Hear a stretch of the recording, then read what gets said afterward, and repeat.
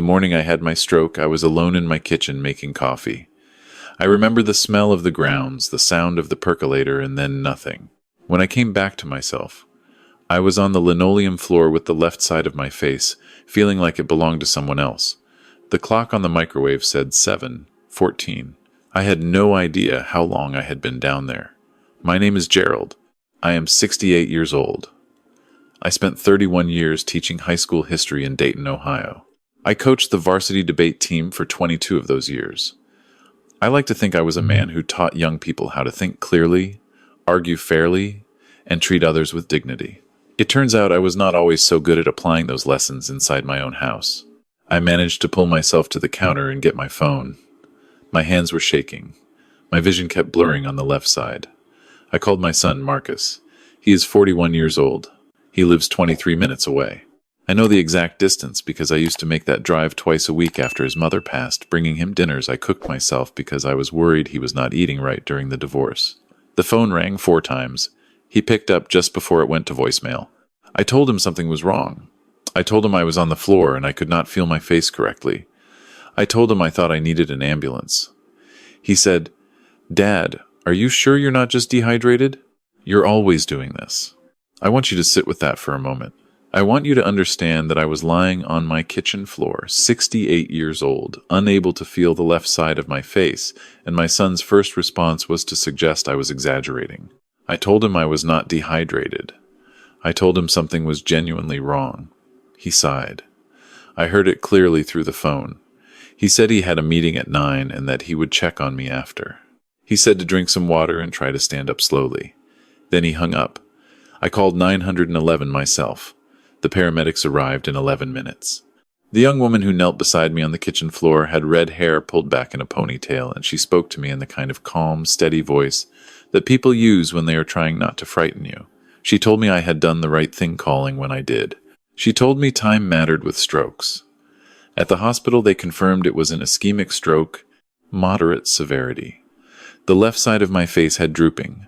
My speech was slightly slurred. My left hand grip was significantly weakened. The neurologist, a quiet man named Dr. Okafor, told me I was fortunate I had called quickly. He said another hour on that floor, and we would be having a very different conversation. I was admitted to a room on the 4th floor, room 412. I remember the number because I stared at it from my bed for 2 days straight, waiting for someone I knew to walk through it. Marcus did not come that day. He did not come the next day either. On the second evening, a nurse named Dorothy came in to check my vitals. She was a heavy-set woman in her mid-50s with reading glasses on a beaded chain around her neck and a way of moving through a room like she had all the time in the world and none of it to waste. She asked me if I had family coming. I told her my son knew where I was. She looked at me for a moment over her clipboard. She did not say anything. She did not have to. I lay there that second night, thinking about the choices that had brought me to room 412 with a weakened grip and a drooping face and no one sitting in the chair beside my bed. Let me tell you about Marcus, and let me be honest in a way I was not honest with myself for a long time. My son is a smart man. He got that honestly. He graduated near the top of his class at Ohio State and went into corporate finance. He makes more money in a month than I made in a year at the peak of my teaching career. From the outside, he looked like everything a father could want. But somewhere along the way, and I have spent a lot of time trying to figure out exactly where Marcus learned that my love for him did not have a floor. He learned that no matter what he did, no matter how many times he canceled plans or forgot to call or showed up to Thanksgiving 2 hours late without an apology, I would still be there. I would still cook the dinner. I would still make the drive. His mother, Patricia, and I divorced when Marcus was 16. I will not pretend that was easy on him. I will not pretend I handled everything perfectly. But I have watched a lot of people use a difficult adolescence as a lifelong permission slip, and at some point somewhere around his late 30s, I started to wonder if that was what was happening with my son. The financial requests started small. $500 when he was between jobs at 33. $2,000 when his car needed a transmission at 35. I gave both without hesitation because that is what fathers do. Or so I told myself. Then the amounts grew. $8,000 toward the down payment on the house he and his then-wife Carla bought in 2019. I gave it because I had it and he needed it, and I could not bear the look on his face when he asked. Then Carla left. That was 2022. The divorce was ugly, and Marcus spent 6 months barely functional, and I drove those 23 minutes twice a week with food, and I listened, and I did not once say what I actually thought, which was that Carla had warned me privately, at a Christmas party in 2020, that she felt invisible in her own marriage. I did not say it because Marcus was my son, and she was gone, and what good would it do? After the divorce, he asked me for $22,000. He said it was to stabilize his finances during the settlement. He said he would pay it back within a year. I gave it to him. He did not pay it back. I did not say anything about it. Looking back now, from a hospital bed in room 412, I understood that my silence had taught him something. Every time I gave without requiring anything in return, every time I absorbed a slight or a cancellation or an unkind word and just kept showing up with food and money and patience, I taught my son that I was not a person with needs and limits. I taught him I was a resource. Dorothy came back on the morning of the third day. She brought me a better pillow from somewhere and adjusted my IV without being asked, and told me the speech therapy team would be by at 11. I asked her if she had children. She said she had 3 daughters and that all 3 of them annoyed her regularly and that she would walk through fire for any of them. I told her my son had not come. She was quiet for a moment. Then she said, "Mr. Gerald, some people don't know what they have until it's documented in writing that they might not get it." I thought about that for the rest of the day. On the afternoon of the third day, Marcus finally appeared in the doorway of room 412. He was dressed well, as he always was. He had his phone in his hand, which he put in his pocket when he saw me looking at it.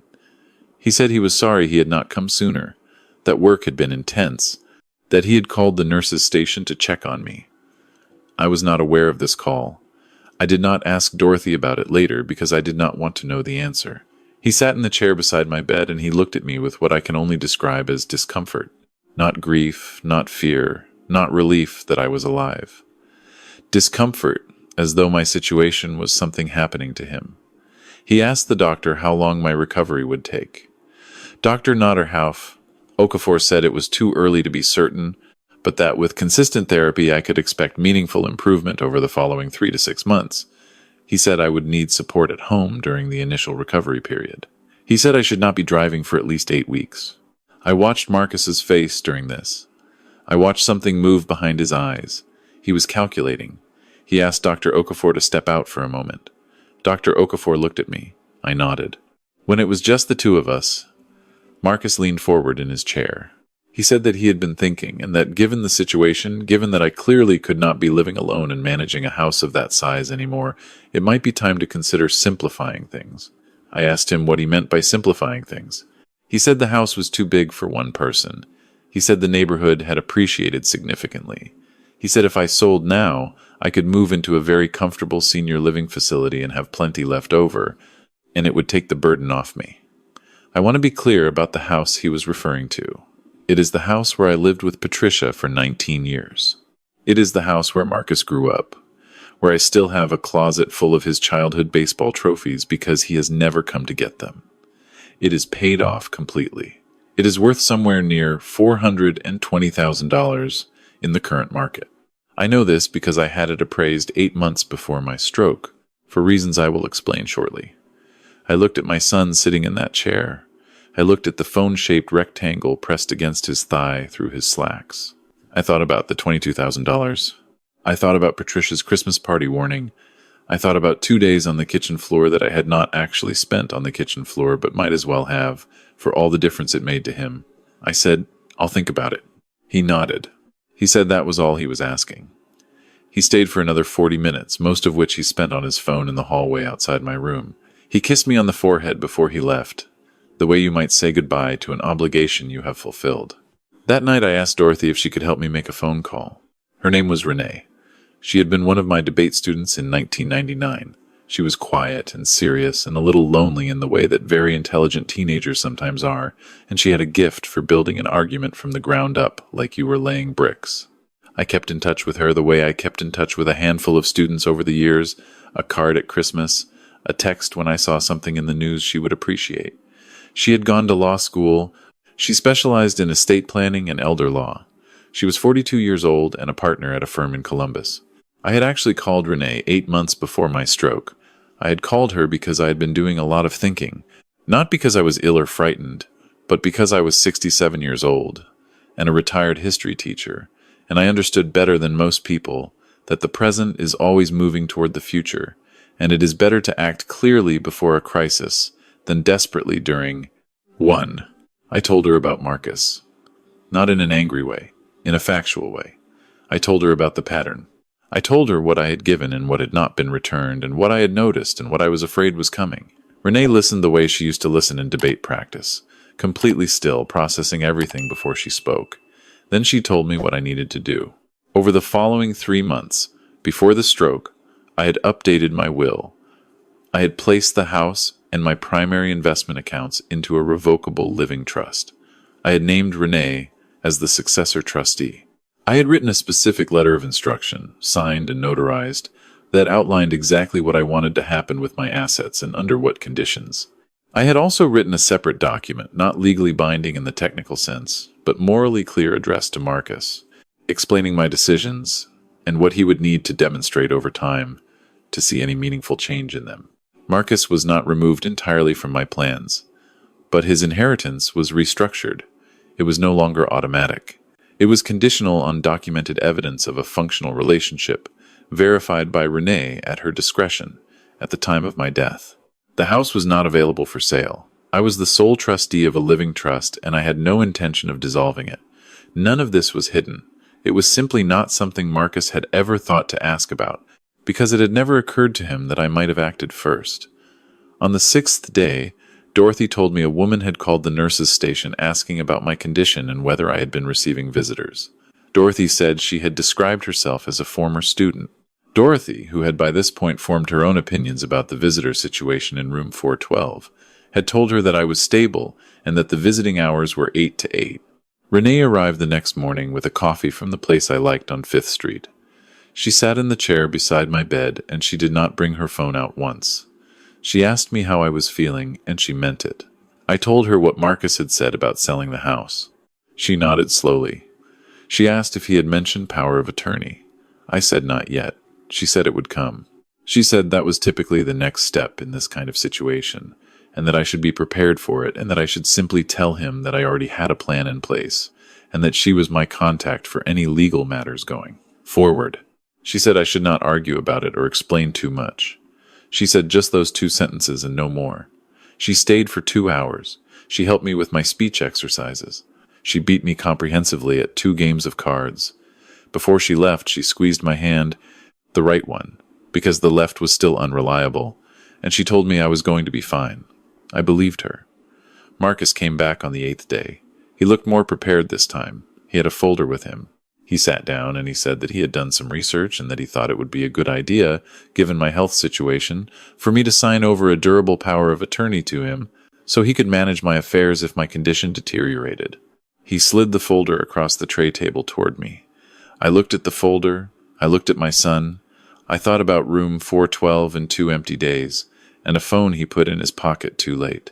I said, I already have a plan in place. Renee Caldwell is my contact for all legal matters going forward. Marcus stared at me. I said, You remember Renee? She was in my debate class. She's an estate attorney in Columbus. He said, What does that mean? I said, It means what I said. He asked me what I had done.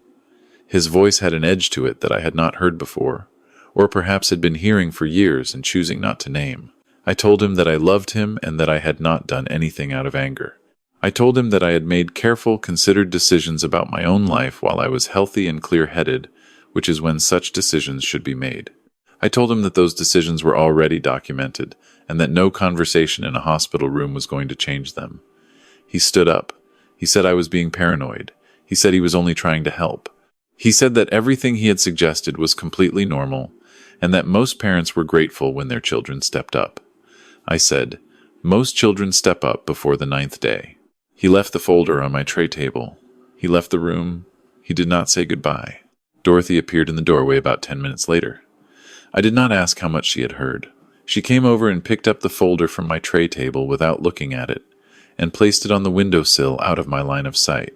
Then she checked my blood pressure and wrote something in my chart and told me my numbers looked good.